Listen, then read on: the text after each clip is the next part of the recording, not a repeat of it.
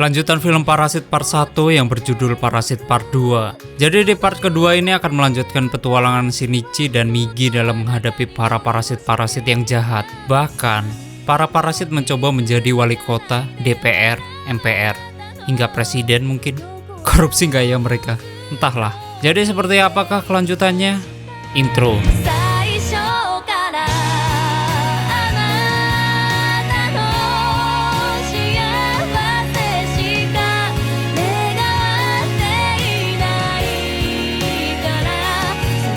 Selamat datang di channel Zura14 dan selamat menonton.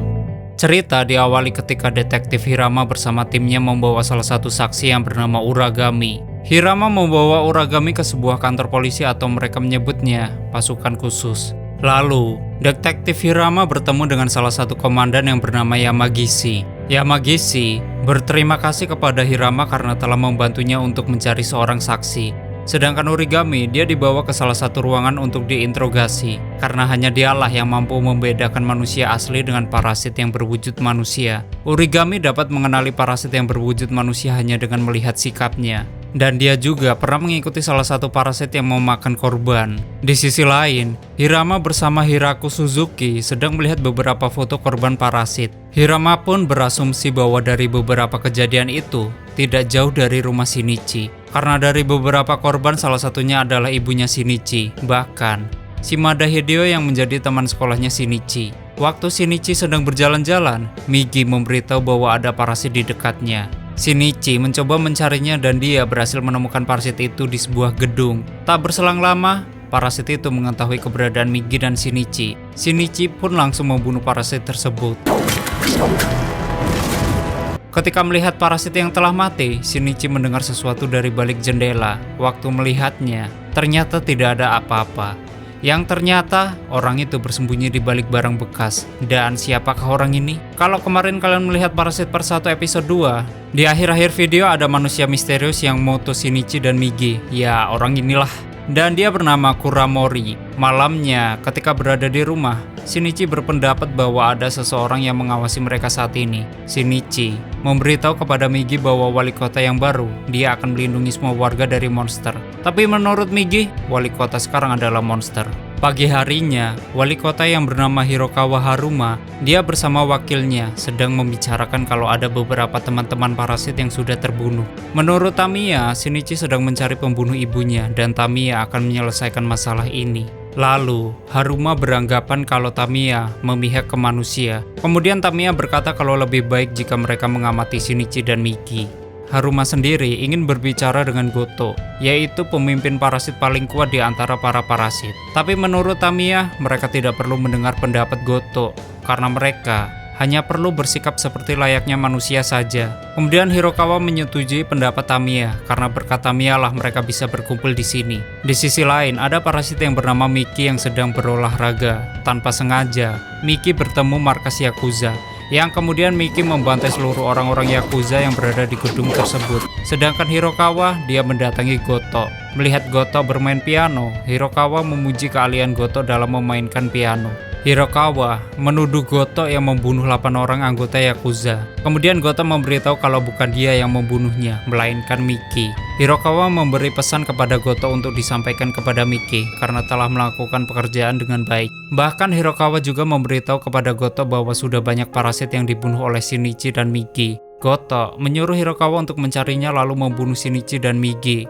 Sedangkan Kuramori, dia berada di salah satu restoran. Dan sepertinya Kuramori sedang menunggu seseorang. Tak berselang lama, datanglah Tamiya yang ternyata Kuramori adalah suruhan Tamiya untuk mengawasi Shinichi dan Migi. Kuramori melihatkan beberapa foto Shinichi dan Migi yang dia awasi. Menurut Kuramori, sebaiknya mereka menyudahi pengintaian ini karena di dunia ini tidak ada yang bisa menjelaskan makhluk itu. Di sini Kuramori adalah seorang jurnalis, jadi dia tidak bisa membiarkan kasus ini begitu saja. Kuramori ingin membeberkan kasus ini karena dia membutuhkan uang. Akan tetapi Tamiya membujuk Kuramori untuk menunggu sedikit lagi, dan Tamiya juga ingin menjaga hubungan baik dengannya saat ini. Kuramori pun menyetujui pendapat Tamiya. Malamnya, Kuramori pulang ke rumahnya dan dia memiliki seorang anak perempuan yang bernama Yumi. Kuramori berkata kepada Yumi,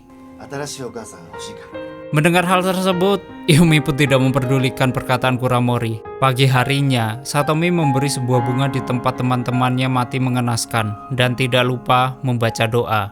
Doa mau makan. Tak berselang lama datanglah Shinichi. Satomi berkata, menurut Shinichi, ada benarnya jika melupakan kejadian itu. Mendengar hal itu, Satomi pun marah kepada Shinichi. Setelah itu, Satomi pergi meninggalkan Shinichi. Ketika pulang sekolah, Shinichi dan Migi menyadari bahwa ada yang mengikuti mereka. Shinichi berusaha berjalan lebih cepat dan bersembunyi. Yang ternyata, Kuramori ketahuan mengikuti Shinichi dan Migi. Di sini, Migi ingin membunuh Kuramori, namun Shinichi berhasil mencegahnya. Shinichi pun meminta barang bawaannya. Lalu, Shinichi menemukan beberapa foto tentang dirinya dan Migi. Di sini Shinichi bertanya kepada Kuramori.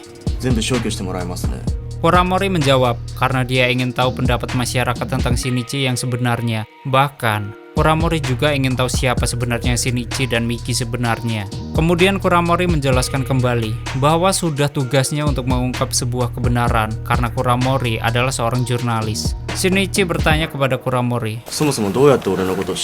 Kuramori memberitahu. Migi menebak bahwa orang itu adalah Tamiya. Setelah hal itu, Shinichi bersama Migi menemui Tamiya di tempat persembunyiannya. Tamiya sudah lama tidak bertemu dengan Shinichi selama berbulan-bulan. Migi bertanya kepada Tamiya. Namun menurut Tamiya, percobaannya tidak ada hubungannya dengan seorang ibu. Shinichi mengecam Tamiya agar tidak membawa-bawa nama ibu. Karena menurutnya, jika manusia sudah dimakan monster, tidak mungkin dia menjadi seorang ibu kembali. Tamiya berkata untuk tidak menyampuri urusan orang lain karena Shinichi sudah membunuh teman-temannya. Kemudian Tamiya menyuruh Shinichi dan Migi agar percaya padanya dan keselamatan mereka akan dijamin oleh Tamiya.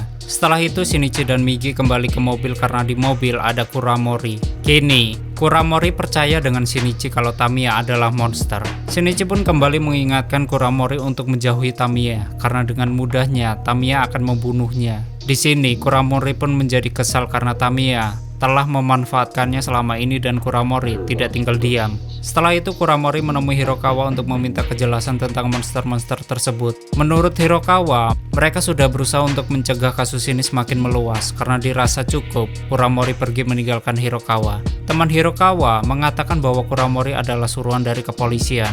Lalu Hirokawa menyuruhnya untuk membunuh Kuramori. Sedangkan Shinichi yang baru ngobrol dengan Satomi, Shinichi merasakan aura bau kesadisan. Shinichi pun meninggalkan Satomi lalu mencari keberadaan parasit yang berada di dekatnya.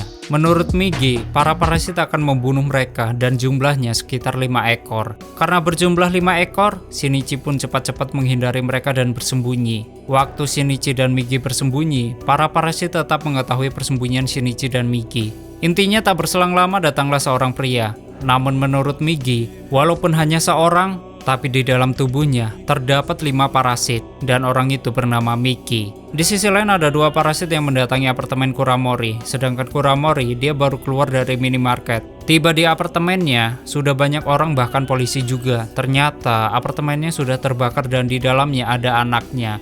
Melihat hal itu Kuramori langsung berlari menuju apartemennya dan sedihnya Kuramori melihat Yumi sudah meninggal. Sedangkan Shinichi yang masih menghindari Miki, dia sambil memikirkan apa kelemahan Miki. Dan menurut Migi, mereka menyerang secara individu dan juga mereka tidak seimbang antara satu sama lainnya. Lalu Migi dan Shinichi bisa menang dengan kecepatan.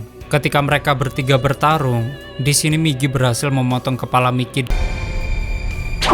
Karena yang mengontrol pergerakan monster itu adalah Miki. Ketika ingin menghancurkan tubuh Miki, Shinichi melihat ada beberapa orang di sekitar, sehingga Shinichi tidak jadi menghancurkannya, lalu pergi meninggalkan Miki. Tak berselang lama, monster yang berada di tangan Miki berhasil masuk lewat leher Miki dan menggantikan kepalanya. Lalu Miki menjadi tangan kanannya.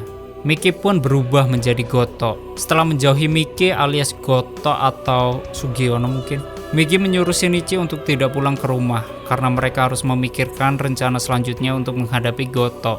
Keesokan harinya, Tamiya berkunjung ke kantor Hirokawa. Tamiya marah kepada mereka karena bertindak semau mereka. Kemudian parasit polisi berkata kalau Hiroku yang menyuruhnya untuk membunuh Yumi, dan parasit dokter juga berkata kalau mereka bisa membunuh manusia kapan saja. Tamiya menjawab bahwa mereka semua tidak tahu sama sekali tentang manusia karena terkadang Manusia lebih mementingkan diri sendiri dibandingkan orang lain.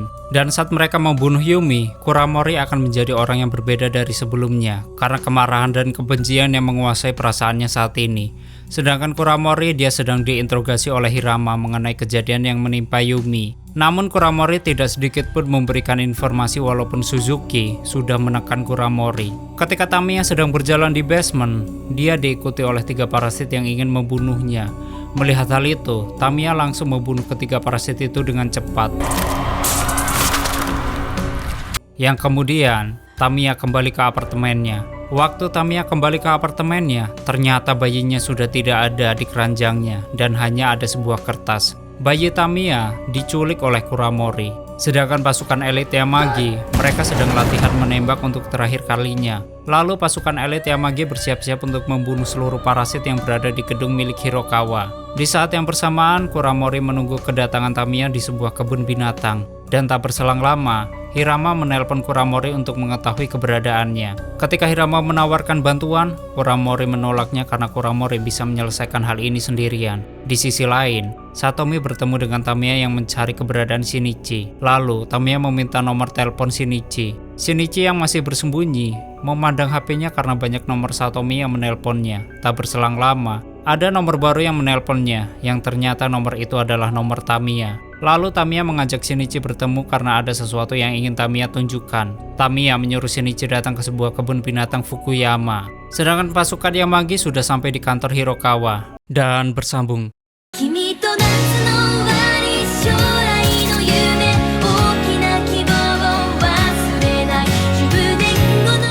Oke, seperti itulah episode ke-1 Parasit, dan untuk episode keduanya, video akan muncul di kotak ini jika udah rilis.